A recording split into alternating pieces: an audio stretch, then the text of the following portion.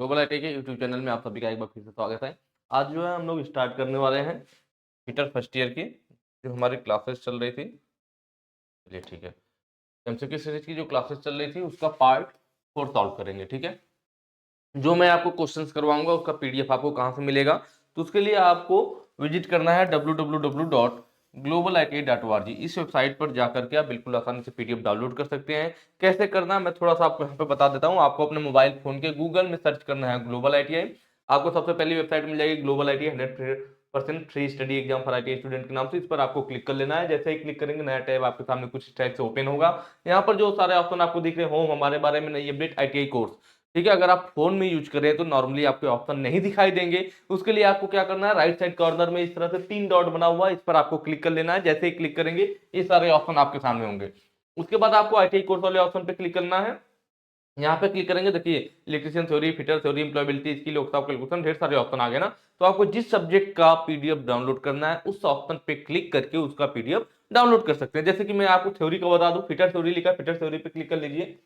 ठीक है, नया टैब कुछ इस टाइप से आपके सामने होगा। नीचे को हमें स्लाइड करना है। यहाँ पे दो ऑप्शन मिलेगा, फिटर थ्योरी फर्स्ट ईयर और फिटर थ्योरी सेकंड ईयर। आप फर्स्ट ईयर के तो फर्स्ट ईयर वाले पे क्लिक कर लेना। इस तरह से नया टैब आपके सामने होगा। एक मिनट, ठीक है, नीचे को हमें स्लाइड करना है। यहाँ देखिए नीचे स्लाइड करेंगे तो फिर आपको मिल जाएगा, यहाँ पे मॉडल पेपर वगैरह हैं, प्रीवियस ईयर के पेपर हैं, प्लस यहाँ पे मॉक टेस्ट वगैरह भी बराबर अपडेट होते रहते हैं। जो मैं आपको पीडीएफ जो क्वेश्चंस करवा रहा हूँ उसका पीडीएफ भी आपको बराबर यहीं पे अपडेट होता रहेगा, जो आपको आसानी से मिल जाएगा। तो इस वाले सेक्शन को जरूर चेक किया कीजिए, लगातार आपका अपडेट होता रहता है।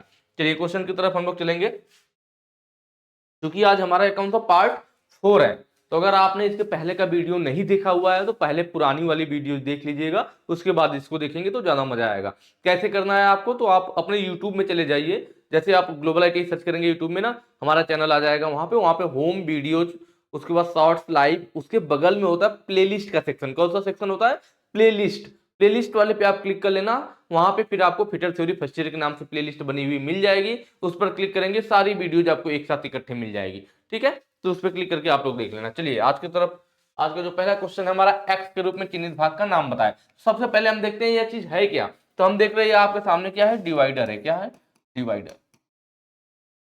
ठीक है, विभाजक भी कहते हैं, डिवाइडर कहते हैं। डिवाइडर का काम क्या होता है, तो देखिए दोनों साइड पॉइंट नोक बना हुआ है, तो इसकी मदद से हम किसी जॉब पर क्या कर सकते हैं, वृत्त बना सकते हैं, सर्कल खींच सकते हैं। ठीक है, चाप लगा सकते हैं या वृत्त बना सकते हैं, या फिर एक स्थान से कोई दूरी को हमें ट्रांसफर करना हो। दूरी को क्या करना हो? ट्रांसफर करना हो। दूरी ट्रांसफर करने का मतलब है कि मान लीजिए कोई जॉब है आपकी, ठीक है, इतनी लंबाई है, और एक और आपकी जॉब है, उस पर आपको मार्किंग करना है इस लंबाई का। तो आप प्रकार में यहां से यहां तक का दूरी भरिए और इसको ला करके यहाँ रख दीजिए, तो पॉइंट लगा देंगे। तो यह जो दूरी थी यहाँ से यहाँ ट्रांसफर हो गई ना। या फिर कोई लाइन आपकी कोई खींची हुई है, अब इतना लंबी लाइन खींची हुई है, अब ये 4 सेंटीमीटर है, 2 सेंटीमीटर हमें नहीं मालूम है, आपको नापने की जरूरत नहीं। इस लाइन को आपको यहाँ खींचना है, तो एक तो होगा कि इस लाइन को मापिए कितना है, सेम उतना यहाँ खींचिए। दूसरा तरीका है डिवाइडर ले लीजिए, इस लाइन को यहाँ से यहाँ तक डिवाइडर में नोक के बीच में दूरी भर लीजिए, उसका पॉइंट यहाँ लगा दीजिए, लाइन खींच दीजिए, तो यह दूरी जो थी यहाँ से यहाँ ट्रांसफर होगी। तो इसीलिए कहते हैं कि डिवाइडर का यूज वृत्त बनाने के अलावा, चाप खींचने के अलावा, हम दूरी को ट्रांसफर करने के लिए भी करते हैं। ठीक है, चलिए यहाँ पे पार्ट्स का नाम पूछ रखा है, क्वेश्चन में क्या पूछ रखा है, पार्ट्स का नाम पूछ रखा है। इसको देख लेते हैं थोड़ा। डिवाइडर जनरली हमारा जो साइज होता है ना, साइज लिया जाता है इसके कहा, या पॉइंट के नोक से लेकर के यह जो फलक्रम होता है, या इसको पिवट भी बोलते हैं, उसके सेंटर के बीच तक की दूरी के बीच का लिया जाता है। इसका साइज जनरली जो होता है वो 50 mm से 200 mm तक की साइज में डिवाइडर हमें मिलते हैं, इस साइज में। ठीक है, इसका साइज जनरली इस साइज में अवेलेबल रहता है, 50 mm से 200 mm। चलिए देख लेते हैं पार्ट का नाम। जो ऊपर वाला सबसे पार्ट है इसको लोग पेग के नाम से जानते हैं। किसके नाम से? पेग के नाम से। यह जो गोल कमानीदार हिस्सा दिख रहा है इसको हम लोग स्प्रिंग बोलते हैं। क्या बोला जाएगा? स्प्रिंग बोला जाएगा। यह जो एक्स के रूप में यहाँ पूछ रखा है, इसी को पूछ भी रखा है इस वाले से, क्योंकि एक्स बना रखा है, कि इसको क्या कहते हैं, तो इसको हम लोग बोलते हैं फलक्रम। क्या बोलते हैं?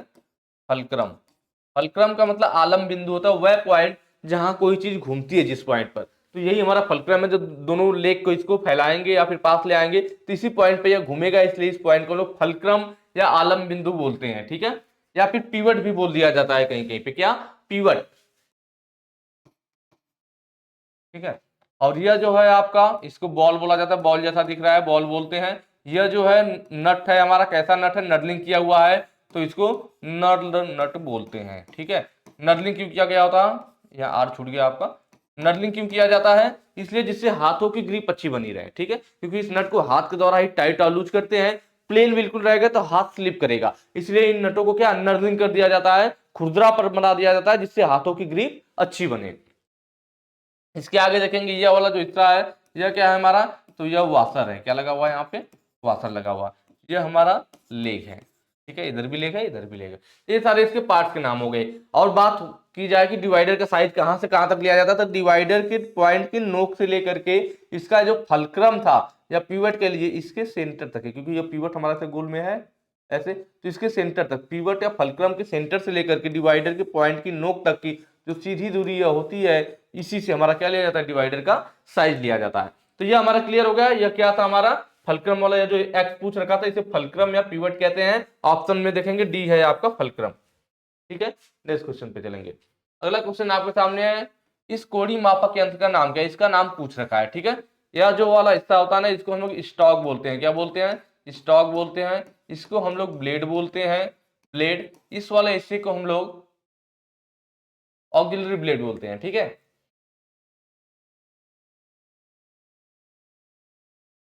ऑक्सिलरी ब्लेड मतलब सहायक ब्लेड, ये चीजें हमारे पास होती है। तो इसमें क्या होता है दरअसल, यह जो है क्या चीज है, तो इसको हम लोग बोलते हैं यूनिवर्सल सर बेवेल गेज, क्या बोलते हैं, यूनिवर्सल बेवेल गेज। जो ऑप्शन सी है ये हमारा सही होगा।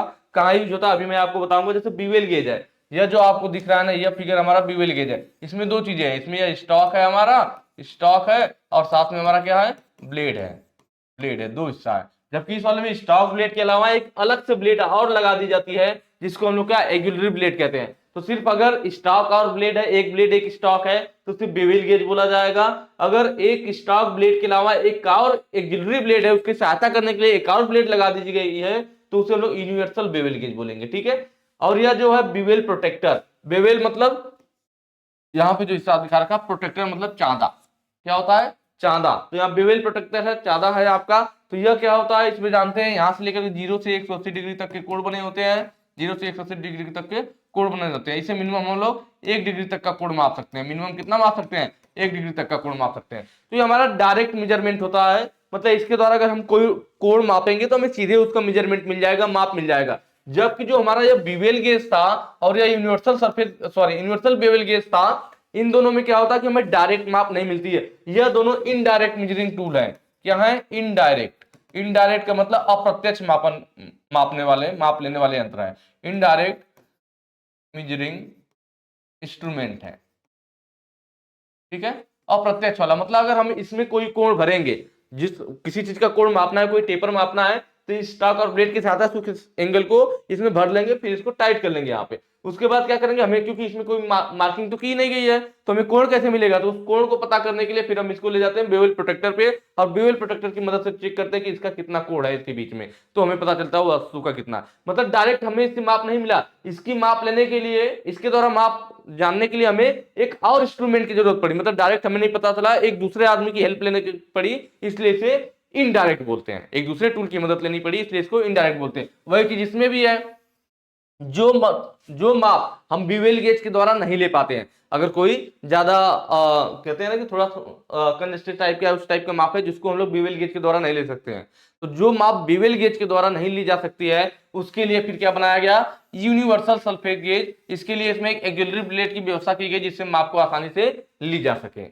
यह भी हमारा इनडायरेक्ट वाला मेजरमेंट है। जो भी हम माप लेंगे उसको फिर बेवल प्रोटेक्टर पे ले जाकर के चेक करना पड़ेगा कि उसकी माप कितनी है। जो लास्ट ऑप्शन है यूनिवर्सल सरफेस गेज, यह जो फिगर आपको दिख रहा है, यह है हमारे सामने यूनिवर्सल सरफेस गेज का, मार्किंग ब्लॉक भी बोलते हैं, क्योंकि मार्किंग किया जाता है इसकी मदद से, तो मार्किंग ब्लॉक भी बोला जाता है, ठीक है, मार्किंग ब्लॉक भी बोला जाता है।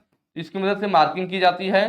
प्लस देख लेना, पहले पार्ट का नाम देख लेते हैं, कई बार आपके एग्जाम में इसके पार्ट भी पूछ देता है कि किसको क्या कहते हैं, तो अभी आप देखे रहेंगे तो आगे आपको फायदा मिलेगा इसका, ठीक है। यह जो हिस्सा है, इस वाले हिस्से को स्नग बोलते हैं। शायद आपको दिख भी रहा हो, मैं थोड़ा लिख दे रहा हूँ जिससे क्लियर दिखे, छोटा छोटा शायद दिख रहा होगा। और यह जो है आपका लंबा सेकड़ा, इसको स्पिंडल बोला जाता है। क्या यहाँ पे लिखा हुआ है, स्पिंडल या पिलर भी बोलते हैं, ठीक है।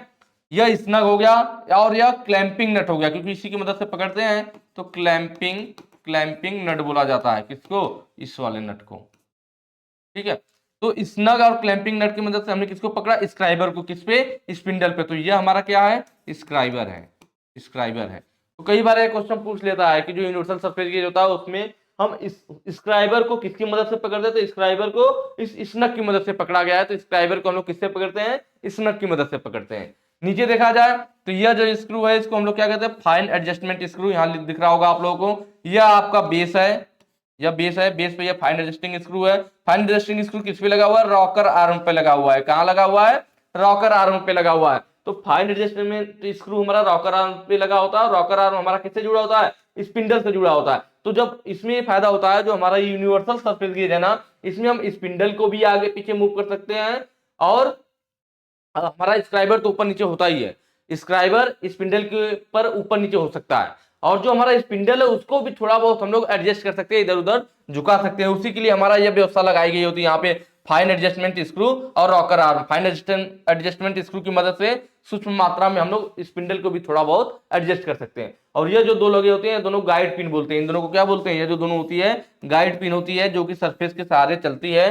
पैरेलल चलने में इसकी मदद करती है। तो ये सारे हमारे क्या हो गए, यूनिवर्सल सरफेस गेज हो गए। और ये चीज आपके सामने, इसकी मदद से हम लोग क्या करते हैं, किसी भी जॉब पे समांतर ऊंचाइयों पे, मतलब किसी जॉब को हो तो उसको एंगल प्लेट के सहारे खड़ा कर लीजिए, और उस पर फिर क्या ऊंचाई में हम समांतर लाइनें खींच सकते हैं, समांतर मार्किंग कर सकते हैं। या लेथ मशीन पर जो जॉब लगाया जाता है फोर्जा चक में, तो लेथ मशीन पर फोर्जा चक में जॉब को सेंटर करने के लिए भी इसकी मदद लिया जाता है। ठीक है, नेक्स्ट क्वेश्चन पे चलेंगे। अगला आपके सामने है, 10 डिग्री से ऊपर के संकीर्ण खांचे कोण को भरने के लिए किसका उपयोग किया जाता है। पहले हम लोग देख लेते हैं ऑप्शन, अपने आप हमें आंसर पता चल जाएगा। एक एक ऑप्शन को देखेंगे, जैसे कि पहला है स्क्वायर फाइल। ठीक है, क्या है, स्क्वायर फाइल। स्क्वायर फाइल कौन सा होता है, तो आपको सामने जो यह फिगर आपको दिख रहा है, यह हमारा किसका है, स्क्वायर फाइल का। देखिए यहाँ पे दिखाया भी गया, इसकी आकृति कैसी है, स्क्वायर जैसी, इसकी सभी भुजाएं बराबर होती है, इसलिए स्क्वायर स्क्वायर फाइल बोलते हैं। सभी जो इसके सभी फेस है ना, सभी भुजाएं हैं, सभी सरफेस पे दांते कटे होते हैं। ठीक है, इसका यूज कहाँ देखने में, देखिए वैसे दिख भी रही है, स्क्वायर की जैसे दिख रही है, तो स्क्वायर फाइल हो गई आपका।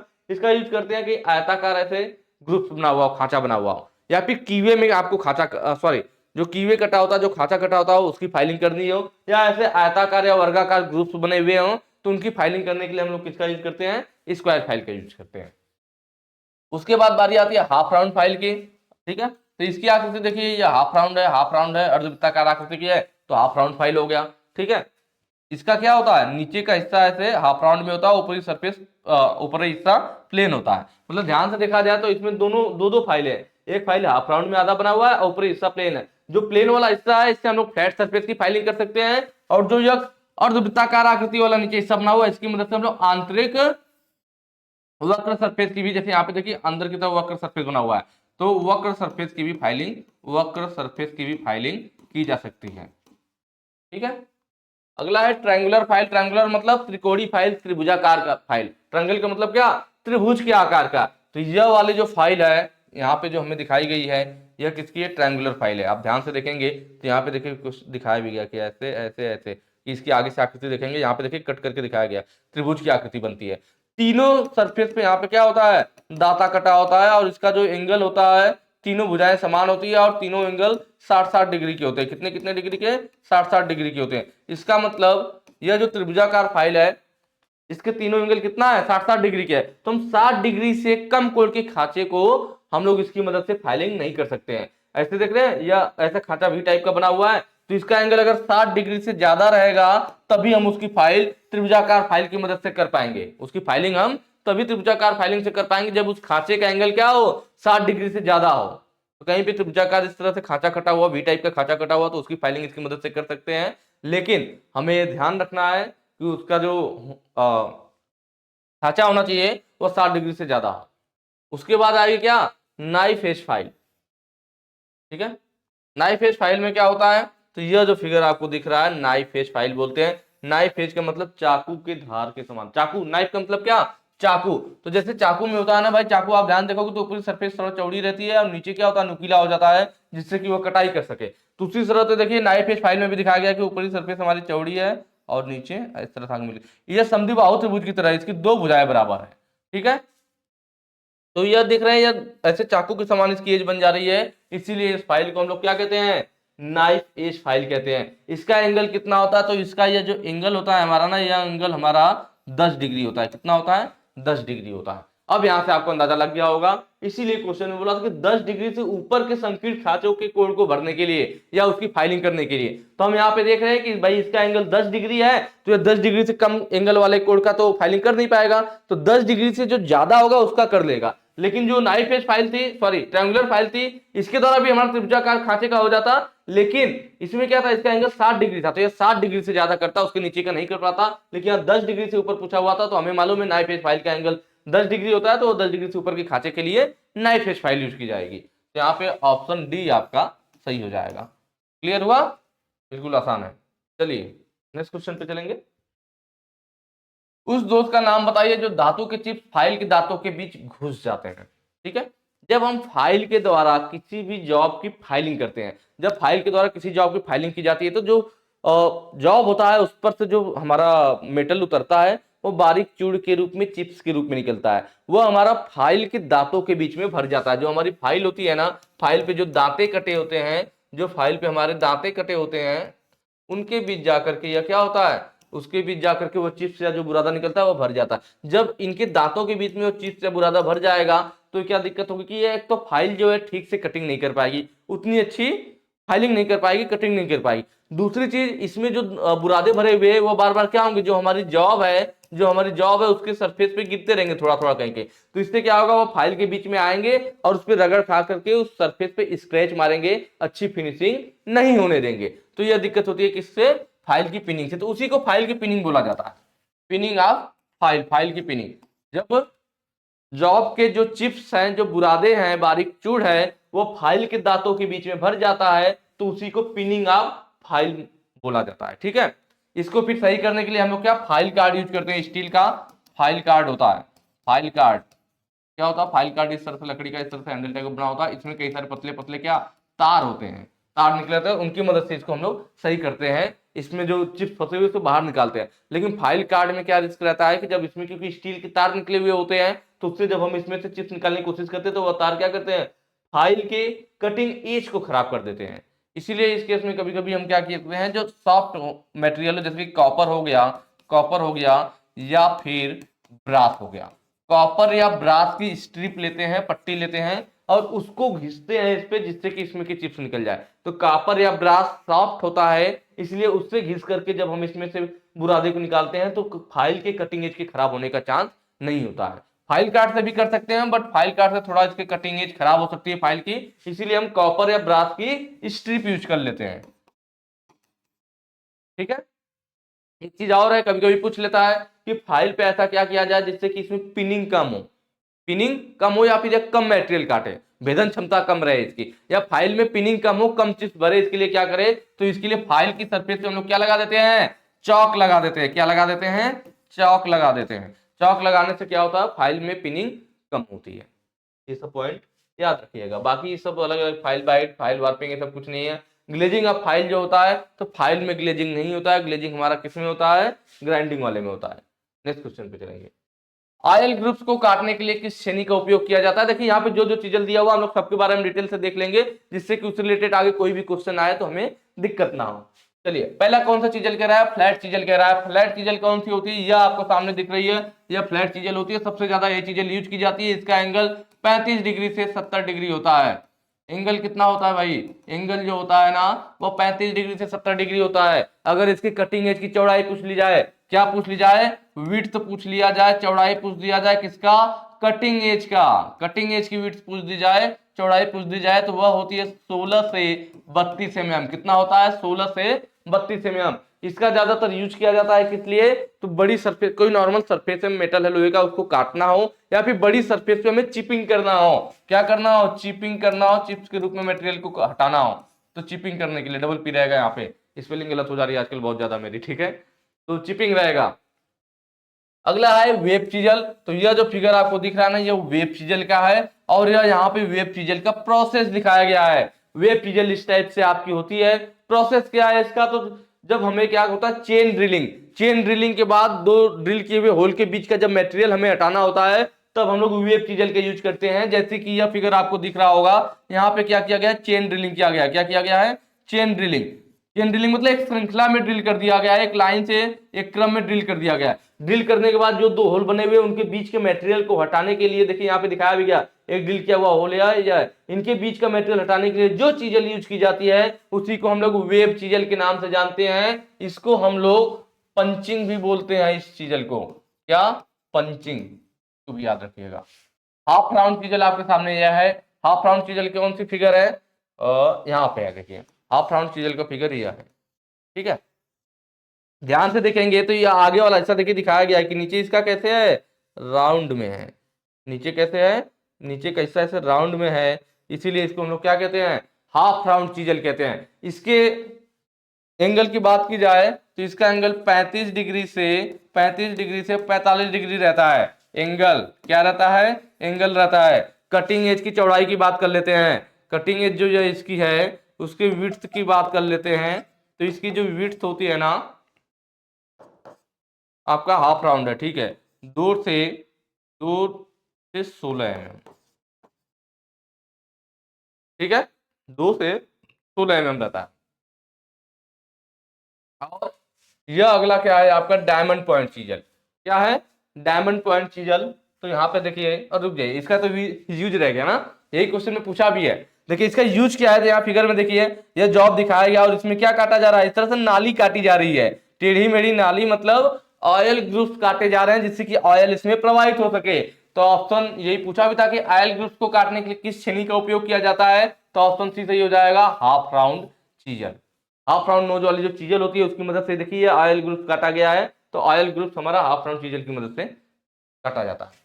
लास्ट टाइप का डायमंड पॉइंट चीजल, यह वाली जो फिगर है ना, यह आपका डायमंड पॉइंट चीजल का है, ठीक है। इसमें क्या होता है, तो देख रहे हैं इसके आगे का जो नोक है वो वी टाइप से बना होता है, इसमें राउंड में बना हुआ था, इसके आगे कटिंग एज वी टाइप से बना हुआ है। इसके अगर एंगल की बात की जाए, कटिंग एज का एंगल कितना होता है, तो वह होता है 60 डिग्री। कितना होता है, 60 डिग्री होती है। कटिंग एज की विड्थ की बात की जाए कि इसकी जो कटिंग एज है उसका विड्थ कितना होता है, चौड़ाई कितनी होती है, तो वह 6 से 16 mm होती है, 6 से 16 mm होती है, ठीक है। इसका यूज कहाँ किया जाता है, तो कोई आयताकार ग्रुप्स है, खांचे है, उनके कॉर्नर्स को चौरस करने के लिए, स्क्वायर करने के लिए। कोई आयताकार ग्रुप या खांचा है तो उसके कॉर्नर पे जो मटेरियल आ जाएगा, जैसे कि यह फिगर दिया हुआ, देखिए यह आयताकार है ना, यह बीच में क्या हो गया, यह 90 डिग्री पे, तो यहाँ पे जो दो सरफेस मिल रही है तो इनमें जो कॉर्नर बन रहा है, तो कॉर्नर पे से मटेरियल हटाना हो तो और कोई फाइल उतनी सही काम नहीं आएगी, क्योंकि दोनों मटेरियल और दोनों पदार्थ की मटेरियल खिल देगी। देखिए इसके आगे वी जैसा नुकीला बना हुआ, तो इससे जो कॉर्नर पे जो मटेरियल होता है उसको काटने में आसानी होती है। तो कॉर्नर से मटेरियल हटाने के लिए डायमंड पॉइंट चीजल यूज किया जाता है, ठीक है। एक चीजल और आपकी होती है, जैसे यह फ्लैट चीजल थी ना, तो फ्लैट चीजल का ही जस्ट विपरीत होता है क्या, ठीक है, केप चीजल कहते हैं जिसे, क्या कहते हैं, कैप चीजल। जैसे फ्लैट चीजल है ना, तो फ्लैट चीजल का जो कटिंग की चौड़ाई ज्यादा होती है, जबकि क्रॉस कट चीजल या केप चीजल बोलते हैं हम लोग उसको, उसको भी थोड़ा सा मैं यहाँ पे बता देता हूँ आपको, आगे शायद आएगा। क्रॉस कट चीजल या फिर केप चीजल भी बोलते हैं, ठीक है। इसमें क्या है, जैसे इसकी कटिंग एज की चौड़ाई ज्यादा है, क्रॉस कट चीजल की कटिंग एज की चौड़ाई कम होती है। इसकी मोटाई जो है थोड़ी सी है, कम है, और जबकि क्रॉस कट चीजल की मोटाई अधिक होती है। तो इसका जस्ट उल्टा होता है, जबकि एंगल सेम रहेगा 35 डिग्री से 70 डिग्री। एंगल कितना रहेगा कटिंग एज का, एंगल जो होता है 35 डिग्री से 70 डिग्री होता है, और विड्थ जो होती है उसकी चौड़ाई जो होती है कटिंग एज की, वह 4 से 12 mm होती है, चौड़ाई कम होती है। तो कटिंग एज की चौड़ाई क्रॉस कट चीजल की इससे कम रहती है और मोटाई उससे ज्यादा रहती है। इसका यूज हम लोग ज्यादातर कीवे काटने के लिए करते हैं, किस लिए, कीवे काटने के लिए, खांचा काटने के लिए। चलिए नेक्स्ट क्वेश्चन पे चलेंगे। अगला फाइल से रिलेटेड है आपका, इस फाइल का नाम बताइए। यह आपके दे रखा है फिगर में, बाकी फिगर मैंने आपको समझाने के लिए ले रखा है, ठीक है। इस फाइल का नाम आपसे पूछ रहा है कि यह कौन सी फाइल है। तो यह फाइल में आपको पहले शायद किसी क्वेश्चन में आया हुआ था, ठीक है, नहीं आया होगा तो अभी देख लेंगे, मुझे ध्यान आ रहा है शायद ये पीछे आया हुआ था। यह कौन सी फाइल है आपका, तो यह जो फाइल होती है ना, इसको हम लोग जानते हैं रेफलर फाइल के नाम से। किस फाइल के नाम से, रेफलर फाइल के नाम से। इसका यूज जो किया जाता है ना, वह किया जाता है आपका किसके लिए, डाई सिंकिंग के लिए। किस लिए, डाई सिंकिंग के लिए, या फिर कह लीजिए नक्काशी के लिए, नक्काशी के लिए, जिसको हम लोग इनग्रेविंग बोलते हैं। क्या बोलते हैं, इनग्रेविंग, या फिर सिल्वर स्मृति के लिए, सिल्वर स्मृति कार्य के लिए, ठीक है। ये सब चीजें होती है डिस्प्ले फाइल का। नक्काशी क्या होता है, जैसे जो हमारे आभूषण वगैरह होते हैं ना, मान लीजिए चांदी के आभूषण है, सोने की, तो आभूषणों पे जो डिजाइनें की जाती है, जो उसमें नक्काशी की जाती है, जो डिजाइन बनाई जाती है, तो उनके लिए देख रहे हैं आगे फाइल एकदम नुकली नुकली सी है, तो नक्काशी करने के लिए, डिजाइन बनाने के लिए यही हमारी रेफर फाइल यूज की जाती है। बैरट फाइल क्या होता है, बैरट फाइल को हम लोग कैंट फाइल के नाम से भी जानते हैं। किस फाइल के नाम से, कैंट फाइल। यह वाला जो फिगर है आपका, यह बैरट फाइल या कैंट फाइल का है। यह भी त्रिभुजाकार आकृति की होती है, ट्रायंगुलर फाइल की तरह, लेकिन फर्क क्या है, त्रिभुजाकार फाइल की तीनों भुजाएं एक बराबर होती है, मतलब उसमें सम त्रिभुज होते हैं, ठीक है, और तीनों सरफेस पे दांते कटे होते हैं। दूसरी चीज, तीसरी चीज, तीनों एंगल 60-60 डिग्री के होते हैं, तीनों एंगल बराबर 60-60 डिग्री के। लेकिन ये भी बैरट फाइल या कैंट फाइल की बात कर रहे हैं, तो यह त्रिभुजाकार आकृति की है, लेकिन यह समद्विबाहु त्रिभुज है, इसमें दो ही भुजाएं आपस में बराबर है, तीसरी अलग लंबाई की है, ठीक है। इसके दोनों एंगल जो होते हैं, यह दोनों एंगल 30-30 डिग्री के होते हैं, 30 डिग्री का यह भी, 30 डिग्री का यह भी, ऊपर वाला 120 डिग्री का, मतलब इसके एंगल भी अलग है, उसके सारे एंगल एक समान थे, इसमें यह दोनों एंगल 30 डिग्री के, ऊपर वाला 120 डिग्री का होता है। इसमें जो सबसे चौड़ी सरफेस नीचे वाली है, सबसे चौड़ी सरफेस पे ही सिर्फ दाता कटा होता है, बाकी दो सरफेस पे कोई दाते नहीं कटे होते हैं। तो यह इन दोनों में डिफरेंस है। इसका मतलब यह 60 डिग्री से नीचे के कोण, 60 डिग्री से कम खांचे वाले जो भी टाइप के ग्रुप कटे होते हैं, उनका जो फाइलिंग नहीं कर सकता है, जबकि 60 डिग्री से कम खांचे वाले ग्रुप्स के भी फाइलिंग कर सकता है, कौन, बैरट फाइल या कैंट फाइल।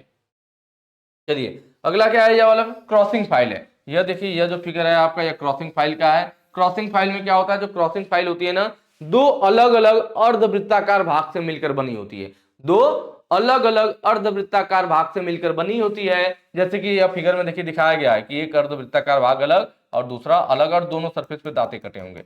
मतलब इसका जो रेडियस होगा, अगर मान लीजिए R1 है, तो इसका जो रेडियस होगा वह क्या, R2 का, दोनों अलग अलग होगा, क्योंकि भाई दोनों का अगर रेडियस सेम होगा तो ये अर्धवृत्ताकार बन जाएगा, यह भी अर्धवृत्ताकार, तो ये तो राउंड फाइल बन जाएगी ना। तो इसलिए दोनों का जो होता है रेडियस अलग अलग होता है। इधर वाले जो अर्धवृत्त आकृति है, इसका रेडियस अलग, इसका रेडियस अलग, तो कुछ इस टाइप का शेप बन जाएगा, और ये हमारी जो फाइल कहलाती है वो क्या कहलाती है, क्रॉसिंग फाइल, या इसको एक और नाम से जानते हैं, फिशबैक फाइल। किस नाम से, फिशबैक फाइल के नाम से, फिशबैक फाइल, ठीक है। इसकी मदद से हम लोग वक्र भाग का, कर्व सरफेस का फाइलिंग करते हैं, वक्र भाग का, या फिर कह लीजिए कर्व सरफेस की फाइलिंग की जाती है। अगला है आपका मिल्सा फाइल। देखिए यह वाला जो तीनों फाइल है ना, यह मिल्सा फाइल का ही दिखाया गया। अलग अलग इसकी जो एज होती है ना, कुछ एज जो होती है स्क्वायर आकृति वाली एज आती है, कुछ की एज गोलाई में बनी होती है, मतलब एज अलग अलग आकृति की होती है, ठीक है। कुछ का डायमंड शेप में बना होता है, कुछ का गोलाई में बना होता है। जो गोलाई वाले होते हैं तो अर्धगोलाकार ग्रुप बनाने के काम आते हैं। किसी चीज में हमें अर्धगोलाकार ग्रुप बनाना है तो गोलाई वाला काम आ जाता है। कौन, मिल्सा फाइल। मिल्सा फाइल को क्रोचेट फाइल के नाम से भी जानते हैं। किसके नाम से, क्रोचेट फाइल। मिल्सा फाइल को क्रोचेट फाइल के नाम से भी जाना जाता है। क्लियर। देखिए नाम में ध्यान दीजिएगा, मिल्सा फाइल, सा का इंग्लिश देखिए SAW सा वाला है। इस सा का मतलब क्या होता है, लकड़ी काटने वाली जो आरी होती है उसको सा बोलते हैं, लोहे काटने वाली आरी को हेक्सा बोलते हैं। ध्यान देना, हेक्सा मतलब लोहा काटने वाली आरी, लेकिन अगर सिर्फ सा बोला जा रहा है इसका मतलब लकड़ी काटने वाली आरी की बात कर रहा है। तो यहाँ पे देख रहे हैं मिल सा फाइल, इससे पता चल रहा है कि यह सा वाले से रिलेटेड कुछ है। तो क्या होता है, जो लकड़ी काटने वाली आरी होती है ना, उसके दांतों को शार्प करने के लिए, उसके दांतों को शार्प करने के लिए मिल्सा फाइल यूज किया जाता है। तो इससे भी ध्यान आ जाएगा। फाइल को देखते हैं कि मिल्सा फाइल, इसमें सा लगा हुआ है, सा का मतलब लकड़ी काटने वाली आ रही, इसका मतलब जो लकड़ी काटने वाली आ रही थी उनके दांतों को शार्प करने के लिए भी इसका यूज किया जाता है। चलिए नेक्स्ट क्वेश्चन पे चलेंगे। अगला है, इस वाइस का नाम क्या है। यह वाइस फिगर में दिखा रखा है और पूछ रहा है इस वाइस का नाम क्या है। इस वाले हिस्से को हम लोग हैंडल बोलते हैं, हैंडल बोलते हैं। इसको चक बोला जाता है, ठीक है। क्या है हमारा, चक है, कहीं कहीं पे कॉलेट चक भी कहता है। और आगे वाला यह जो है तीन दिख रही है, तीनों हमारे क्या है, जॉ है, ठीक है। तो यह क्या करता है, जॉब को पकड़ने के लिए, कैसे जॉब को, महीन तारनुमा जॉब जो होते हैं, कैसे, जो पिन वाइस होता है, देखिए नाम से पता चल जाएगा। ये जो फिगर है ना, पिन वाइस का है। किसका है, पिन वाइस का। हैंडल होता है, कॉलेट चक होता है और आगे जॉब बने होते हैं। पिन वाइस, पिन वाइस नाम में क्या आ रहा है, पिन आ रहा है। पिन का मतलब सुई जैसा दिमाग में आ रहा है, मतलब तार जैसा। भाई पिन पतली सी होती है ना, तो कोई महीन तारनुमा जॉब हो, कोई सुई वगैरह हो या महीन तारनुमा जॉब हो, घड़ी के छोटे पार्ट्स हो, तो ऐसी चीजों को पकड़ने के लिए हम लोग पिन वाइज का यूज करते हैं। क्लियर? महीन तारनुमा जॉब, पिन वगैरह हो गई या घड़ी के पार्ट्स हो गए, मतलब जो महीन जॉब है उनको पकड़ने के लिए पिन वाइज का यूज किया जाता है। पाइप वाइज की बात की जाए, यह जो फिगर है तो यह फिगर हमारा पाइप वाइज का है। पाइप वाइज में हमारा क्या होता है, या फिक्स जॉ हो गया, या मूवेबल जॉ हो गया, या स्पिंडल हो गया, या हैंडल हो गया। ठीक है, इनमें जो होता है एक क्वेश्चन और पूछा जाता है कि इसका यूज किस लिए, तो देखिए नाम क्या है, पाइप वाइज। तो पाइप को पकड़ने काम आएगा राउंड जॉब, या पाइप को पकड़ने के लिए काम आएगा। और वहीं पे बात की जाए, जो इसमें ज्यादातर क्वेश्चन पूछा जाता है इस वाइज से, कि पाइप वाइज किसी भी जॉब को कितने पॉइंट से पकड़ता है। पाइप वाइज किसी भी जॉब को कितने पॉइंट से पकड़ता है, तो देखिए एक पॉइंट यहाँ टच करता है, एक यहाँ, एक यहाँ, एक यहाँ, मतलब टोटल 4 पॉइंट से पकड़ता है। कितने पॉइंट से?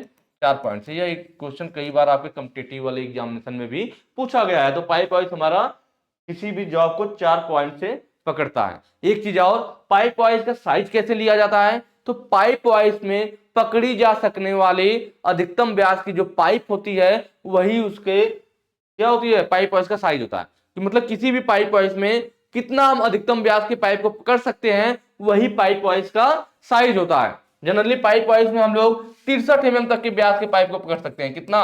63 mm, यही साइज हो जाएगा। ठीक है, पाइप वाइज में जनरली 63 mm व्यास तक के पाइप को पकड़ा जा सकता है। चलिए अगला क्वेश्चन क्या है, हैंड वाइज।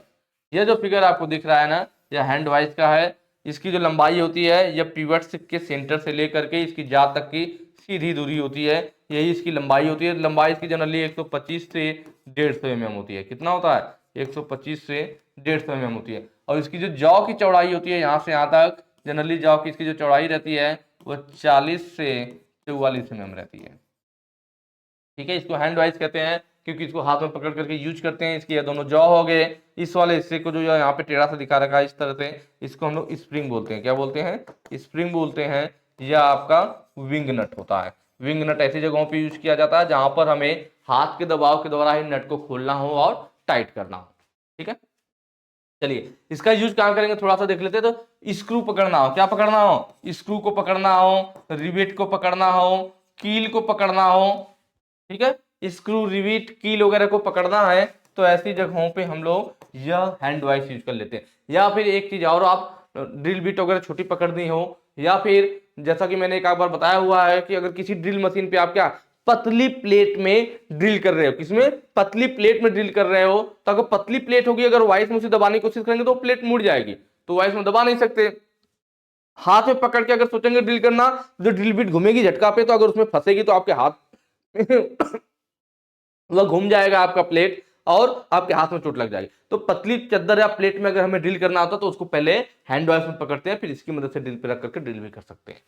ठीक है, अगला है मशीन वाइज। ये वाला जो फिगर है आपके सामने, किसका फिगर है? मशीन वाइज का है। किसका है? मशीन वाइज का है। इसमें देख रहे हैं फर्क क्या है बेंच वाइज से इसका। पहले देख लेते पार्ट्स के नाम। यह हैंडल हो गया आपका, यह स्पिंडल हो गया, स्क्रू कहिए, स्पिंडल कहिए, स्पिंडल हो गया आपका। यह हो गया आपका स्लाइडिंग जाओ या मूवेबल जाओ, और इधर वाला स्टेशनरी या फिक्स जाओ होता है, और ये हमारा बेस होता है। तो जो मशीन वाइज होती है हमारी, इसकी जो चौड़ाई होती है वो बेंच वाइज से ज्यादा होती है, और इसकी हाइट देख रहे हैं कितना कम है, इसकी हाइट इतनी सी है, जबकि बेंच वाइज देखेंगे ज्यादा ऊंचाई दिखती है। तो इसकी हाइट जो होती है बेंच वाइज से कम होती है, और इसकी चौड़ाई बेंच वाइज से ज्यादा होती है। तो ये डिफरेंस हमारे मशीन वाइज में और बेंच वाइज में।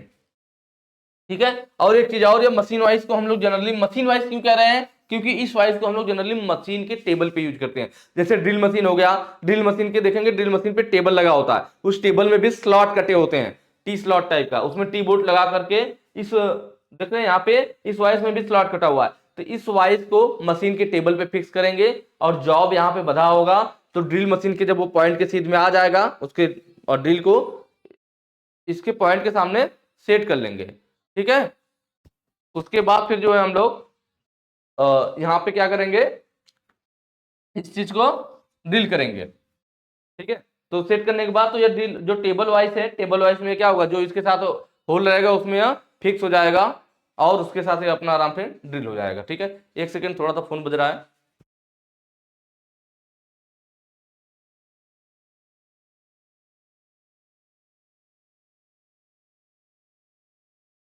ठीक है, चलिए थोड़ा सा फोन बज गया था। अगले क्वेश्चन पे चलेंगे। हैवी ड्यूटी वर्क के लिए किस ग्राइंडिंग मशीन का उपयोग किया जाता है? देखिए यहाँ पे कई सारे ऑप्शन दे रखे हैं, bench grinder, portable grinder, pedestal grinder, surface grinder. सबके बारे में हम लोग थोड़ा थोड़ा देखेंगे। बेंच ग्राइंडर क्या होती है? तो ऐसी ग्राइंडर जो बेंच पे लगाई जाए। नाम से पता चल रहा है, यह वाली जो ग्राइंडिंग मशीन है ये बेंच पे लगाई जाती है। देख रहे हाइट में भी छोटी है, इसको बेंच के फाउंडेशन पे फिक्स किया जाता है और उसके बाद फिर हम इसकी ग्राइंडिंग व्हील पे जो है जॉब को लगा करके उसकी ग्राइंडिंग करते हैं। तो ये बेंच ग्राइंडर कहलाती है। पोर्टेबल ग्राइंडर, जिस ग्राइंडर को आसानी से एक स्थान से दूसरे स्थान पे ले जा सके, या जो हाथ में हम लोग हैंड ग्राइंडर यूज करते हैं। तो पोर्टेबल होता है ना, आसानी से कहीं भी ले जा सकते हो। पोर्टेबल का मतलब यही तो है, किसी चीज को एक स्थान से दूसरे स्थान तक आसानी से ले जा करके यूज किया जा सके। तो यह पोर्टेबल ग्राइंडर होता है, जिस ग्राइंडर को हम लोग हाथ में लेकर के ग्राइंडिंग करते हैं। और इसके द्वारा जो ग्राइंडिंग होती है स्नैगिंग ग्राइंडिंग कहलाती है। स्नैगिंग ग्राइंडिंग, यह कई बार आपके एग्जाम में भी आया है। स्नैगिंग ग्राइंडिंग क्या होता है?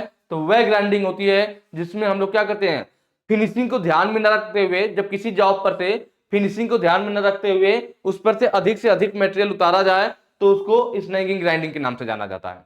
ठीक है, और स्नैगिंग ग्राइंडिंग में हैंड ग्राइंडिंग आता है। जनरली हम स्नैगिंग ग्राइंडिंग में जो ग्राइंडर होता है उसको हाथ में लेकर के यूज करते हैं और जॉब हमारा इस जगह वाइस में बधा रहता है। उसके बाद क्या है? Pedestal grinder. देखिए यह जो हमारा पेडेस्टल ग्राइंडर है, ठीक है, देखिए अभी पता चल जाएगा पेडेस्टल ग्राइंडर का। इसमें देख रहे हैं, इसमें बेस जो है इसका काफी ऊंचा है, उसके बाद यहाँ पे ग्राइंडिंग व्हील लगा हुआ, मतलब इसके लिए हमें किसी बेंच या फाउंडेशन की जरूरत नहीं है। जैसे आपने देखिए हल्का सा एग्जांपल ध्यान दीजिएगा, फैन का आपने फैन देखा होगा, एक टेबल फैन आता है, एक पेडेस्टल फैन आता है। जो टेबल फैन होता है वो छोटा होता है हाइट में। हाइट में क्या रहता है? टेबल फैन छोटा रहता है इस तरह से। तो हम लोग इस टेबल फैन को क्या करते हैं? टेबल फैन को एक टेबल पे रखना पड़ता है, प्रॉपर ऊंचाई तक आया और हमें हवा मिल सके, उसके लिए क्या करेंगे? इस टेबल फैन को एक टेबल पे रखते हैं, इसलिए इसको टेबल फैन बोला जाता है। उसी तरह इस ग्राइंडर को बेंच पे लगाते हैं, इसलिए इसको बेंच ग्राइंडर बोलते हैं, ताकि सही ऊंचाई तक आ सके और हम फिर उस पर काम कर सके। और पेडेस्टल फैन एक आता है। पेडेस्टल फैन में क्या होता है? उसमें टेबल की जरूरत हमें नहीं पड़ती है, फैन आपका होता है, उसमें ब्लेड लगी होती है और फैन में ही एक लंबी रॉड लगी होती है और उसका बेस होता है। तो इसको लोग पेडेस्टल फैन बोलते हैं, क्योंकि उसका बेस ही लंबा होता है और हमें किसी टेबल की जरूरत नहीं पड़ती है। तो उसी तरह से जैसे बेंच ग्राइंडर हो गया, उसी तरह पेडेस्टल ग्राइंडर होता है, तो इसमें किसी बेंच या फाउंडेशन की जरूरत नहीं पड़ती। इसका बेस ही उस हिसाब से ऊंचाई का बना दिया जाता है, जिससे हम आसानी से उस ऊंचाई तक खड़े होकर के उस पर ग्राइंडिंग कर सकें। तो इसलिए इसको पेडेस्टल ग्राइंडर बोलते हैं। और इसका यूज किस लिए किया जाता है? भारी काम के लिए, भारी वर्क के लिए, हैवी ड्यूटी के लिए। जबकि जो बेंच ग्राइंडर था, या हमारा लाइट ड्यूटी वर्क के लिए, लाइट ड्यूटी वर्क या कह लीजिए हल्के कार्यों के लिए। किसके लिए? हल्के कार्यों के लिए बेंच ग्राइंडर, और भारी कार्यों के लिए पेडेस्टल ग्राइंडर। अब क्वेश्चन में पूछा भी था, हैवी ड्यूटी वाला पूछा हुआ था, तो ऑप्शन सी सही हो जाएगा, पेडेस्टल। लास्ट जो है सरफेस ग्राइंडर, तो यह जो फिगर आपको दिख रहा है ना, यह सरफेस ग्राइंडर का है। इसका सरफेस ग्राइंडर का। इसमें देख रहे हैं एक हॉरिजॉन्टल में हमारा क्या लगा हुआ है? यह स्पिंडल लगा हुआ है जिसपे ग्राइंडिंग व्हील लगा हुआ है, और यहाँ पे हमारा लगा होता है वर्किंग टेबल जिस पर जॉब रखा हुआ है। तो इसमें जो वर्किंग टेबल होती है ना, यह रेसिप्रोकेटिंग मोशन करती है, आगे पीछे की गति करती है। और यह जो हमारा ग्राइंडिंग व्हील होता है, यह रोटरी मोशन करता है। और जो ये स्पिंडल होता है ना, यह भी ऊपर नीचे मूव कर सकता है वर्टिकल में, या वर्टिकली ऊपर नीचे मूव कर सकता है। तो स्पिंडल भी वर्टिकली ऊपर नीचे मूव कर सकता है, और जो हमारी टेबल होती है वो रेसिप्रोकेटिंग मोशन करता है, आगे पीछे की गति करता है। इसमें दो टाइप का आता है, जैसे एक तो हो गया क्या, हॉरिजॉन्टल टाइप वाला सरफेस ग्राइंडर है, लेकिन कौन सा वाला है? हॉरिजॉन्टल स्पिंडल और रेसिप्रोकेटिंग मोशन वाला, ये हमारा टेबल वाला है। और एक हमारा क्या आता है? रोटरी टेबल वाला। हॉरिजॉन्टल स्पिंडल रहेगा लेकिन टेबल भी उसकी रोटरी रहेगी, टेबल भी गोल गोल घूमेगी और ग्राइंडिंग व्हील तो गोल घूमता ही है। इसी तरह से हमारा वर्टिकल स्पिंडल वाला भी आता है, जैसे इसमें हॉरिजॉन्टल स्पिंडल है, उसमें वर्टिकल स्पिंडल रहेगा और इस पर ग्राइंडिंग व्हील ऐसे लगा होगा, तो वर्टिकल स्पिंडल वाला भी आता है। और यह सब किसके अंतर्गत आते हैं? सरफेस ग्राइंडर के अंतर्गत आते हैं। ये जो सरफेस ग्राइंडर किस लिए यूज होता है? तो प्रिसीजन के लिए यूज होता है, या रफ ग्राइंडिंग के लिए। ये तीनों जो है, bench grinder, portable grinder, pedestal grinder, ये तीनों किसके अंतर्गत आते हैं? रफ ग्राइंडिंग जब करना हो तब रफ ग्राइंडर के अंतर्गत आते हैं। इसके अंतर्गत रफ ग्राइंडर के अंतर्गत। जबकि जो सरफेस ग्राइंडर है हमारा, यह प्रिसीजन के अंतर्गत आता है। प्रिसीजन ग्राइंडर मतलब यह उनकी अपेक्षा अधिक अच्छी फिनिशिंग एक्यूरेट सरफेस तैयार करता है। ठीक है, चलिए नेक्स्ट क्वेश्चन पे चलेंगे। अगला है, चेन ड्रिलिंग के बाद मटेरियल को अलग करने के लिए किस छेनी का उपयोग किया जाता है? देखिए यही फायदा होता है जो मैं आपको बता रहा था कि अगर हम लोग सारे ऑप्शन को सॉल्व करते हुए चलेंगे तो क्वेश्चन अपने अपने आप सॉल्व हो जाएगा। पीछे के हमने क्वेश्चन में देखा, हमने बात किया था चेन ड्रिलिंग के बाद मटेरियल को अलग करने के लिए हम लोग कौन सी चीजें यूज कर रहे थे? वेब चीजें यूज कर रहे थे चेन ड्रिलिंग करके, फिर उनके बीच का मटेरियल इस तरह से वेब चीजल की मदद से हटा दिया जा रहा था। तो यहाँ ऑप्शन ए आपका सही हो जाएगा। वेब चीजल, जिसे हम लोग पंचिंग के नाम से भी जानते हैं, पंचिंग के नाम से भी जाना जाता है। फ्लैट चीजल, ये वाली जो फिगर है आपकी फ्लैट चीजल की है, और इसको मैं बता चुका है, इसका एंगल 35 से 70 डिग्री होता है। इसका जो होता है, इसकी एज की जो चौड़ाई रहती है वो 16 से 32 mm होती है, और यह बड़ी सरफेस वगैरह पे चिपिंग वगैरह करने के लिए फ्लैट सरफेस पे यूज किया जाता है। क्रॉस कट चीजल को मैंने बताया था, देखिए वहां पे फिगर तो नहीं था, लेकिन मैंने हल्का सा बता दिया था कि क्रॉस कट चीजल को केप चीजल के नाम से भी जानते हैं, केप चीजल के नाम से भी जानते हैं। इसमें जो होता है, क्या होता है, इसके कटिंग एज की जो मोटाई होती है वह उसकी अपेक्षा, फ्लैट चीजल की अपेक्षा अधिक। इसकी कटिंग एज की मोटाई देखिए कितना थोड़ा सा है, और उसकी कटिंग एज की मोटाई देखिए कितना ज्यादा। तो कटिंग एज की मोटाई उसकी अपेक्षा अधिक, और कटिंग एज की चौड़ाई देखिए इसमें बहुत जरा सा है, जबकि इसमें कटिंग एज की चौड़ाई इतनी ज्यादा है। तो कटिंग एज की चौड़ाई इसकी अपेक्षा कम और मोटाई अधिक होता है। इसमें कटिंग एज की चौड़ाई कितनी होती है, तो 4 से 12 mm, ये चीज मैंने आपको बताई थी। जबकि इसमें कितना था, इसमें 16 से 32 mm था। ठीक है, कटिंग एज का एंगल दोनों में सेम होता है, 35 से 70 है भी, 35 से 70 है भी। क्लियर हुआ। इसका यूज कहां होगा, कीवे काटने के लिए, ये भी मैंने आपको पीछे बताया था। डायमंड पॉइंट, ये वाला जो फिगर है आपका डायमंड पॉइंट का है, एंगल इसका कितना होता है, मैंने बताया था 60 डिग्री होता है। और इसका यूज कहीं कॉर्नर वगैरह से अगर हमें मटेरियल को हटाना है तो ऐसी जगहों पे करने, कॉर्नर को चौरस करने के लिए, वहां से मटेरियल हटाने के लिए डायमंड पॉइंट चीजल यूज किया जाता है। ठीक है, चलिए ठीक है। इसका जो एंगल की बात की जाए तो इसका 6 से 16 mm रहता है, 6 से 16, हाफ राउंड, सॉरी एज की चौड़ाई की बात की जाए तो, जबकि हाफ राउंड वाले का हमारा इससे इसकी अपेक्षा कम रहता है। ठीक है, वह 2 से 16 mm होता है। नेक्स्ट क्वेश्चन पे चलेंगे। लकड़ी का काम करने वाले आरी की दांतों को तेज करने के लिए किस फाइल का उपयोग किया जाता है। देखिए पीछे हमने इसको सॉल्व कर लिया, सारे ऑप्शन सॉल्व किए हुए हैं, तो क्वेश्चन भी अपने आप हो जा रहे हैं। इसीलिए मैं आप लोग से बार बार कहता हूं ना कि अगर हम लोग सारे ऑप्शन को पढ़ते हुए चलेंगे, आपको लगता होगा कि यार इतनी देर में सिर्फ 15 क्वेश्चन हुआ, लेकिन हम 4-4 ऑप्शन को भी सॉल्व कर रहे हैं यार। एक क्वेश्चन में हमारा सिर्फ एक क्वेश्चन नहीं तैयार हो रहा, 4 क्वेश्चन तैयार हो जा रहे हैं। तो जब आपको लगता है कि हमने 1 घंटे में 15 क्वेश्चन सॉल्व किया, नहीं, 1 घंटे में आपने 60 क्वेश्चन सॉल्व किया है। कितना किया है, 60 किया है। तो इसी का तो देखिए फायदा मिला हमें, और इसलिए मैं कहता हूं कि अगर सारे ऑप्शन अगर हम लोग पढ़ते हुए चलेंगे तो एग्जाम में अगर क्वेश्चन बदलेगा भी तो आप क्या करेंगे, आंसर आसानी से दे लेंगे। यहाँ पे देखिए क्वेश्चन चेंज हो, लेकिन आपको आंसर पहले से आ रहा है, क्योंकि हमने पहले पीछे डिटेल में पढ़ रखा। कह रहा है लकड़ी का काम करने वाले आरी के दांतों को तेज करना है, तो लकड़ी के काम के लिए मैंने बताया था कि मिल सा फाइल, सा आ रहा है, सा का मतलब लकड़ी वाली आरी होती है, तो मिल सा फाइल यूज की जाती है। फिगर इसका क्या था, फिगर हमारा यहाँ पे मिल सा फाइल, अलग अलग आकृति की भाई, स्क्वायर वाली एज भी आती है, गोलाई वाली एज आती है, जिससे हम अर्ध गोलाकार आकृति भी बना सकते हैं, अर्ध ग्रुप कर सकते हैं, वृत्ताकार वाला। ठीक है, तो ये होती है हमारी क्या, मिल्सा फाइल। उसके बाद बैरेट फाइल को हम लोग कैंट फाइल के नाम से भी जानते हैं, कैंट फाइल के नाम से, और उसका फिगर यह वाला था। जब भी पीछे आपको बता सकता हूँ, त्रिभुजाकार आकृति होती है, दो सरफेस पे दांते नहीं होते, सबसे चौड़ी वाले सरफेस पे दांते कटे होते हैं, दोनों एंगल 30 डिग्री का, यह वाला 120 डिग्री का होता है। ठीक है, यह दोनों का बात हो चुकी थी हमारी। फिर क्या बची, टिंकर फाइल, इसको देख लेते हैं। रिपलर फाइल वाला भी आया हुआ था, यह भी मैंने आपको बताया था। रिपलर फाइल इस टाइप से आपकी होती है, इसका यूज डाई सिंकिंग में, नक्काशी करने में, सिल्वर स्मिथिंग में किया जाता है। टिंकर फाइल यह है आपका, यह वाली जो फाइल होती है यह टिंकर फाइल होती है। इसमें यह जो फाइल आपको दिख रही है यही मेन फाइल है। इस पर एक सरफेस पे दांते कटे होते हैं, और पीछे वाली सरफेस बिना दांतों की होती है, क्योंकि उस साइड हम लोग यह वाला उस पर हैंडल फिट करते हैं। तो एक साइड हमें हैंडल लगाना होता है, फिट करना होता है, इसलिए इसका एक हिस्सा बिना दांतों का और एक ही साइड दांता कटा होता है। दोनों साइड 2 होल बने होते हैं, जिससे कि सैंडल को आसानी से वहां पे फिट किया जा सके। तो बड़ी सरफेस की हमें फाइलिंग करनी हो, तब वहां पर हम लोग किसका, टिंकर फाइल का यूज करते हैं। या फिर कहीं पे क्या, जो ऑटोमोबाइल में किसी बॉडी की टिंकरिंग के पश्चात जब फाइलिंग करना होता है, तो वहां पर भी टिंकर फाइल का यूज किया जाता है। कहां पे, ऑटोमोबाइल में। ऑटोमोबाइल में अगर हमें किसी बॉडी की टिंकरिंग करने के बाद जब फाइल करते हैं तो टिंकर फाइल से ही किया जाता है, इसको भी ध्यान रखिएगा। चलिए अगले क्वेश्चन पे चलेंगे। हथौड़े का वजन कहाँ दर्शाया जाता है। देखिए फिगर मैंने अलग से ले रखा, फिगर क्वेश्चन में दिया हुआ था, पूछ रहा हथौड़े का वजन कहाँ दर्शाते हैं। तो ये हैमर है आपके सामने, ऊपर वाले हिस्से को पिन बोलते हैं, नीचे वाले को फेस बोलते हैं। यह वाला हिस्सा हमारा चिक कहलाता है। यहाँ पे हमारा आई होल होता है। आई होल में हम लोग क्या करते हैं, इस लकड़ी के हैंडल को लगाते हैं। कई बार क्वेश्चन में यह भी पूछता है कि जो लकड़ी होता है, सॉरी जो हैमर होता है, उसका हैंडल लकड़ी का क्यों यूज करते हैं, क्योंकि जब हम हैमर से चोट करते हैं ना, तो हैमर पे फिर झटका भी लगता है। तो जो वाइब्रेशन या झटका लगता है, अगर हमारा यहाँ पे लोहे का हैंडल होगा तो हमारा करेगा। ठीक है, तो हमारे हाथों पे झटका लगेगा, जिससे हमारे हाथों पे इफेक्ट आएगा। तो इसलिए हम लोग यहाँ पे क्या लकड़ी का हैमर लगाते हैं, सॉरी हैंडल लगाते हैं, जिससे कि ये झटकों को एब्जॉर्ब कर ले, वो झटका हमारे हाथों पे ना पड़े। उसके बाद यहाँ पे क्या होता है, आई होल होता है, आई होल में हम इस हैंडल को लगाते हैं, और आई होल में लगाने के बाद एक अलग, जैसे हैंडल में क्या है, या आई होल है, इसमें हैंडल हमने लगा दिया, तो हैंडल बाहर ना निकले उसके लिए एक लकड़ी का पच्चर लगाते हैं, या जिसे हम लोग वेज बोलते हैं। ये लकड़ी का इस तरह तिकोना टाइप का पच्चर होता है, इधर से ठोक देते हैं जिससे कि लकड़ी का हैंडल इसमें से बाहर ना निकले। इसी को क्या बोला जाता है, वेज बोला जाता है। क्या बोला जाता है, वेज बोला जाता है, यहाँ पे जो दिखाया। ठीक है, अब बात किया था यहाँ पे हथौड़े का वजन कहाँ दर्शाते हैं, तो वजन को इसी चीक पे दर्शाया जाता है। ये जो चीक वाला हिस्सा है ना, यहीं पे वजन को दर्शाया जाता है, तो ऑप्शन सी आपका सही हो जाएगा, चीक पे दर्शाते हैं।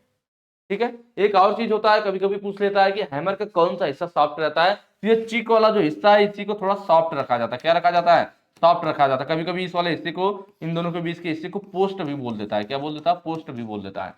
तो सॉफ्ट क्यों रखते हैं, जिससे कि जब हैमर पे हम लोग चोट लगाएंगे इससे किसी चीज पे, तो नीचे और ऊपर का हार्ड रहता है, जल्दी घिसे ना। चोट लगाने पे जब ज्यादा से झटका लगेगा, अगर हैमर पूरा हार्ड होगा तो क्या होगा, हार्ड होने पे उसमें कार्बन की मात्रा ज्यादा होगी, तो जब हम झटका पे किसी चीज पे चोट लगाएंगे तो हैमर हमारा टुकड़ों टुकड़ों में बिखर जाएगा, टूट जाएगा। इसीलिए हम लोग क्या करते हैं, ऊपर नीचे केस हार्डनिंग की तरह करके हार्ड कर देते हैं और बीच का सॉफ्ट रखते हैं, जिससे कि जब अचानक से चोट लगे तो जो झटका है उसको, ये बीच वाला भाग क्या करेगा, जो सॉफ्ट है वह टफ रहता है और उस झटके को एब्जॉर्ब कर लेता है, टूटता नहीं है। नेक्स्ट क्वेश्चन पे चलेंगे। अगला कह रहा है, अगर चिपिंग करते समय छेनी का निकासी कोण अनुशंसित कोण से कम है तो क्या प्रभाव होगा। ठीक है, क्या है, कम है, हमारा अनुशंसित कोण से कम है। देखिए चिपिंग करते समय यहाँ पे फिगर दिखाया गया है, ये हमारी चीजल है, तो ये मान लीजिए किसी जॉब पे हमारा चिपिंग हो रहा होगा, तो ये हमारी क्या होगी, जॉब की सरफेस होगी, तो यहाँ पे चिपिंग हो रहा है। तो जो सरफेस से चिपिंग होता है, तो यह वाला जो सरफेस वाला एरिया जहाँ से चिपिंग की जा रही है, यहाँ से लेकर के और चीजल के निचले फेस के बीच की जो दूरी होती है, यही हमारा क्या कहलाता है, ये हमारा कहलाता है क्लियरेंस एंगल। क्या कहलाता है, क्लियरेंस एंगल। और यह जहां पे कटिंग कर रहा है वहां पे एक परपेंडिकुलर लाइन खींच दीजिए, और छेनी की ऊपरी सरफेस, इन दोनों के बीच का जो एंगल होता है इसको हम लोग गामा से दिखाते हैं, और उसी को हम लोग रेक एंगल के नाम से जानते हैं। किसके नाम से, रेक एंगल से। और क्लियरेंस एंगल को हम लोग अल्फा से दिखा देते हैं। ठीक है, फिर क्या हुआ, चीजल के ऊपरी सरफेस और चीजल के निचली सरफेस के बीच का जो एंगल होता है इसको बीटा से दिखाया जाता है, और इसको हम लोग पॉइंट एंगल बोलते हैं। क्या बोलते हैं, पॉइंट एंगल या कटिंग एज एंगल। उसके बाद छेनी का झुकाव कोण कौन सा होता है, तो जो चीजल है, चीजल के सेंटर में लाइन खींच लीजिए, सेंटर लाइन चीजल पे, चीजल का सेंटर लाइन खींच लीजिए, और चीजल के सेंटर लाइन से जहां पे चिपिंग किया जा रहा था या जो कटाई की जा रही थी उस सरफेस से, जॉब के सरफेस से और चीजल के सेंटर लाइन के बीच ये जो झुकाव होता है, जो यह कोण बनता है, यही हमारा क्या कहता है, झुकाव कोण कहलाता है। छेनी का झुकाव कोण। ठीक है, तो इतनी चीजें हो गई हमारा। यहाँ क्या बोला था कि अगर जो निकासी कोण है अनुशंसित कोण से कम हो, यहाँ पे इंग्लिश देखिए, will be clearance angle. Clearance angle मतलब हमें जितना जरूरत है उससे कम हो जाएगा तो क्या होगा, क्लियरेंस एंगल का ध्यान दीजिए, क्लियरेंस एंगल यही तो है, मतलब छेनी को जितना हम खड़ा करते जाएंगे क्लियरेंस एंगल क्या होगा, मान ज्यादा होता जाएगा, बढ़ता जाएगा। और छेनी को जितना हम झुकाते जाएंगे तो यह नीचे आता जाएगा, तो क्लियरेंस एंगल यह नीचे आ जाएगा, यहाँ आ जाएगा, तो क्लियरेंस एंगल का मान कम होता जाएगा। छेनी को ऊपर उठाएंगे तो क्लियरेंस एंगल का मान बढ़ता जाएगा। तो दूसरे शब्दों में देखा जाए कि अगर हमारा यह जॉब है टाइप से, ठीक है, हमारे पास कोई जॉब है, इस पे हमने रखा है क्या, चीजल।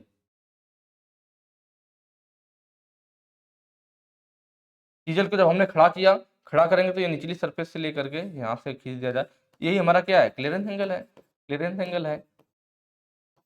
तो छेनी को जितना हम खड़ा करते जाएंगे तो क्लियरेंस एंगल का मान जैसे जैसे ऊपर उठेगा, क्लियरेंस एंगल का मान क्या होगा, बढ़ता जाएगा। जितना जितना चीजल खड़ी होती जाएगी क्लियरेंस एंगल का मान बढ़ेगा, उतना ही चीजल क्या होगी, उस जॉब में गहराई में घुसती जाएगी। मतलब आप कह सकते हो जब क्लियरेंस एंगल का मान बढ़ेगा तो चीजल उतनी ही जॉब में गहराई में अंदर कटाई करेगी, गहराई में घुसती जाएगी। लेकिन अगर विपरीत इसके क्या करें, इसके विपरीत करें कि हमारा यह जॉब है और चीजल को हम झुका दे ज्यादा, चीजल को हम लोग ज्यादा झुका दे इस तरह से। अब देखिए, अब यह क्लियरेंस एंगल का मान क्या हो जाएगा, क्लियरेंस एंगल का मान बहुत थोड़ा हो गया, कम हो गया। जब क्लियरेंस एंगल का मान कम होगा चीजल आपकी झुक जाएगी, जितना चीजल झुकती जाएगी क्लियरेंस एंगल का मान कम होता जाएगा।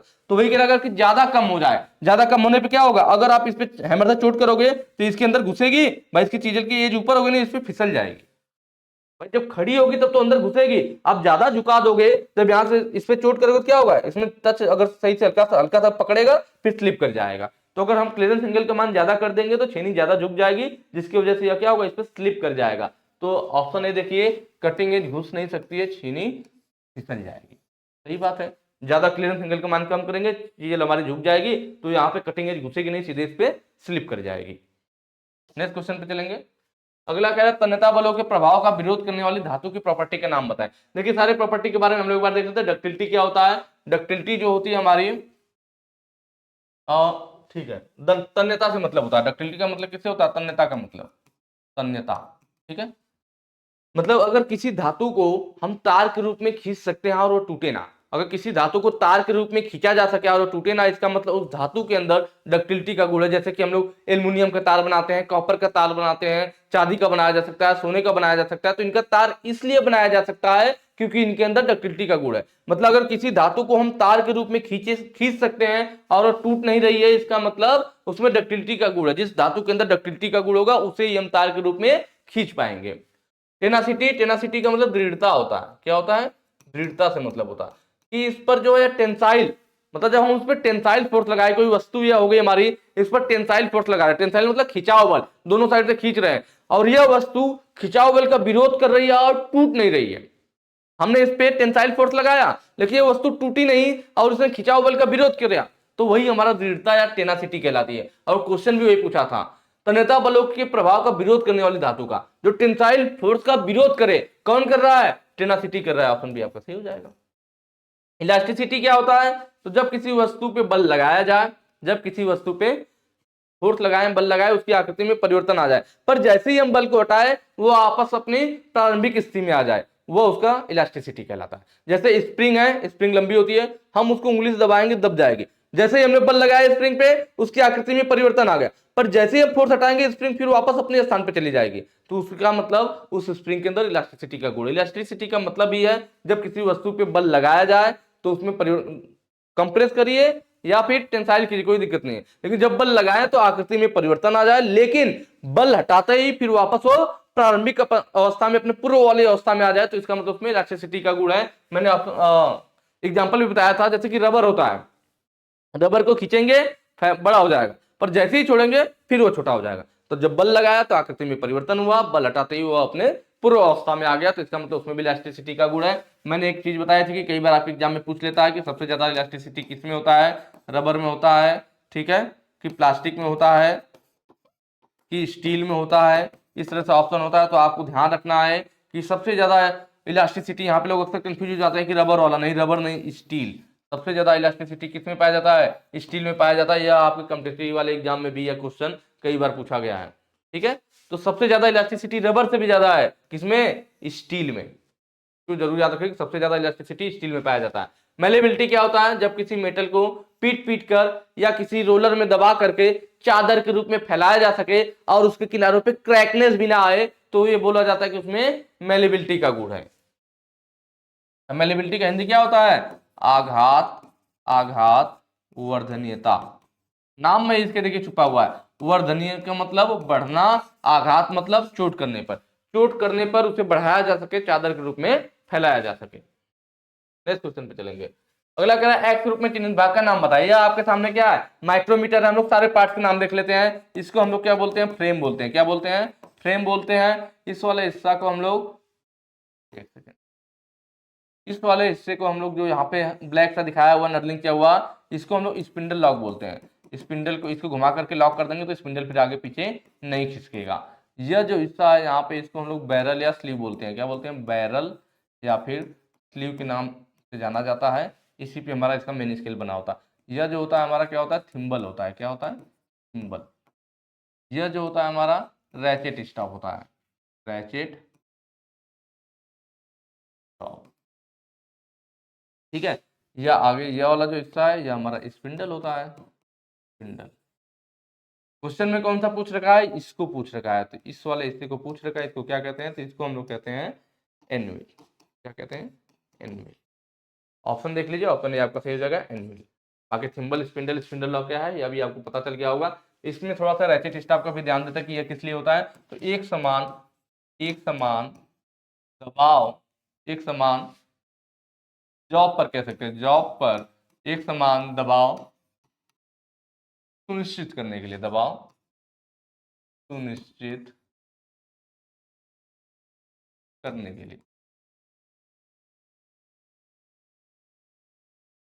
ठीक है, तो ये चीज है। रैचेट स्टाफ के द्वारा हम क्या करते हैं, जब इसको घुमाते रहते हैं ना, जैसे भाई आप हाथ से अगर यहाँ सिंबल पकड़ के घुमाओगे तो कोई जो है जिसके हाथ में ज्यादा ताकत होगी तो वह ज्यादा घुमा देगा, जॉब पे जॉब थोड़ा बहुत कंप्रेस हो जाएगी, ज्यादा घुमा देगा, एक आध खाना आगे बढ़ जाएगा। कोई किसी के हाथ में कम ताकत है तो वो कम घुमा पाएगा, तो उनके माप में डिफरेंस आ जाएगा। उसी माप से कोई और मापेगा तो उसका माप कुछ और आएगा, किसी का कुछ और आएगा, थोड़ा बहुत उसमें डिफरेंस आने लगेगा। तो इसीलिए क्या बनाया गया कि आप ताकतवर हो कमजोर उससे नहीं मतलब है, दबाव निश्चित हो सके, जॉब पर एक समान दबाव पड़े, उसके लिए क्या किया गया, तो इसमें बनाया गया था रैचेट स्टॉप। हम लोग इसको पकड़ करके घुमाते हैं, तो इससे फायदा क्या होता है कि जैसे ही जॉब और एनुअल के बीच में जब जॉब और स्पिंडल एक दूसरे के संपर्क में आते हैं जॉब से, जब वो बराबर उस पर दबाव पहुंच जाता है तो उसको जब आप ये रैचेट स्टॉप को घुमाएंगे ना तो चट चट की आवाज करने लगता है, तो हम समझ जाते हैं कि अब घुमाने की जरूरत नहीं है, उस पर प्रेशर ही नहीं डालेगा, आप घुमाओगे चट चट करने लगेगा, प्रेशर नहीं डालेगा। तो कोई भी करेगा तो सबके द्वारा एक ही मान आएगा, एक समान मान आएगा, इसीलिए रैचेट स्टॉप लगा होता है। नेक्स्ट क्वेश्चन पे चलेंगे। कह रहा है मीट्रिक आउटसाइड माइक्रोमीटर की एक्यूरेसी क्या है। मीट्रिक आउटसाइड माइक्रोमीटर की एक्यूरेसी क्या है, तो जो मीट्रिक आउटसाइड माइक्रोमीटर हमारे पास होता है उसकी एक्यूरेसी, या फिर एक्यूरेसी का मतलब क्या हो गया, एक्यूरेसी, स्पेलिंग बहुत गलत हो जा रही है, ACCURECY, ठीक है, एक्यूरेसी, या फिर इसी को लिस्ट काउंट बोलते हैं, list count, list count, list count का मतलब अल्पतमाप, अल्प का मतलब होता है छोटा, माप मतलब माप, मतलब छोटी सी छोटी, उस इंस्ट्रूमेंट के द्वारा ली जा सकने वाली, माइक्रोमीटर के द्वारा या कोई भी इंस्ट्रूमेंट है, किसी भी इंस्ट्रूमेंट, मेजरिंग इंस्ट्रूमेंट के द्वारा ली जा सकने वाली जो उसकी छोटी सी छोटी माप होती है वह उस इंस्ट्रूमेंट का लिस्ट काउंट या अल्पत माप या एक्यूरेसी कहलाता है। ठीक है, तो मीट्रिक आउटसाइड माइक्रोमीटर द्वारा छोटी से छोटी कितनी माप ले सकते हैं, 0.01 mm। इसमें यह है मीट्रिक में, किसमें है, मीट्रिक में है, तो यह इसका आंसर सही हो जाएगा, ऑप्शन है 0.01 mm।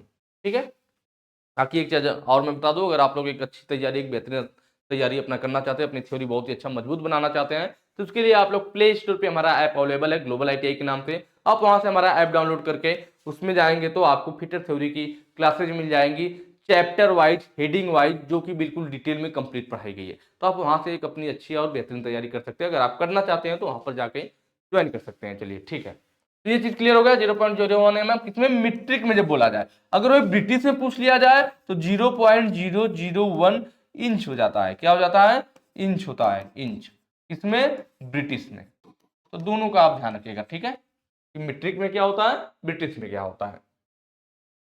चलिए, आज के वीडियो में इतना ही, ये आज का हमारा लास्ट क्वेश्चन था, और हमेशा की तरह वही कहूंगा, अगर आपको वीडियो अच्छी लगी हो तो